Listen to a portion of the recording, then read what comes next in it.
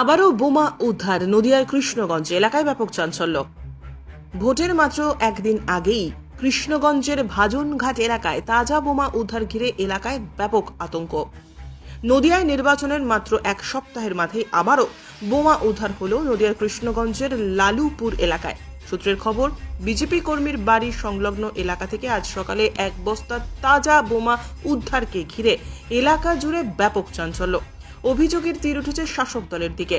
BJP কর্মীর বক্তব্য, তাকে ভীতি প্রদর্শন করার জন্য এবং বিজেপির হয়ে প্রচার থেকে অব্যাহত রাখার জন্য শাসক দলের গুন্ডা বাহিনী চক্রান্ত করে তার বাড়িতে বোমা ফেলে গেছে। পাশাপাশি বিজেপির মণ্ডল সভাপতি বিষ্ণুচরণ ঘোষ বলেছেন, এই একই ঘটনায় যদি বারংবার পুনরাবৃত্তি ঘটতে থাকে তবে তৃণমূলের বিরুদ্ধে এলাকায় যথেষ্ট জনরোষ তৈরি হবে, যা সামাল দেওয়া শাসক দলের পক্ষে কার্যত মুশকিল হয়ে দাঁড়াবে। পরিস্থিতি সামাল দিতে ঘটনাস্থলে পৌঁছয় কৃষ্ণগঞ্জ থানার বিশাল পুলিশ বাহিনী। তখনই গ্রামবাসীরা পুলিশের গাড়িকে ঘিরে বিক্ষোভ দেখাতে শুরু করে। বোম স্কোয়াডের লোক এসে বোমগুলিকে উদ্ধার এবং নিষ্ক্রিয় করে। বিধি ব্যবস্থা আমি চাই।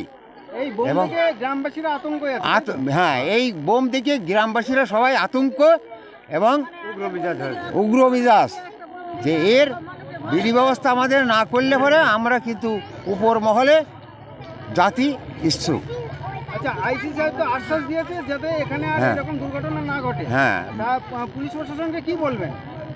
পুলিশ প্রশাসনকে বলবো যে আমাদের এখানে এক নিয়মিত সারা রাত আমরা যাতে সুস্থভাবে ঘুমোতে পারি এবং সুস্থভাবে বসবাস করতে পারি, সেইভাবে আমাদের এখানে ট্রিটমেন্ট নিতে হবে।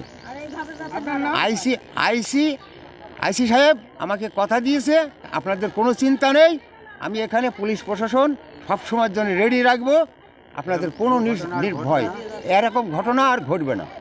সকালবেলা এই হরিহালদারের বাড়িতে হরি পালের বাড়িতে ওর বাবা সকালবেলা ঘরের পিছনে গিয়ে দেখে একটা বোমের বস্তা পড়ে আছে, একটা বস্তা পড়ে আছে। বস্তাটাকে খোলার পরে দেখে ওর ভিতরে বোম আছে। তারপরে আমরা পুলিশকে খবর দিয়েছি, ওনারা এসছেন, বিভিন্ন মিডিয়াও এসছে এখানে। বোম স্কোয়াড আসলো, বোমটাকে নষ্ট করা হলো। আইসি সাহেব আমাকে কথা দিয়েছেন যে উনি এর একটা ব্যবস্থা অবশ্যই নেবেন। ব্যুরো রিপোর্ট, উত্তরের প্রহরী।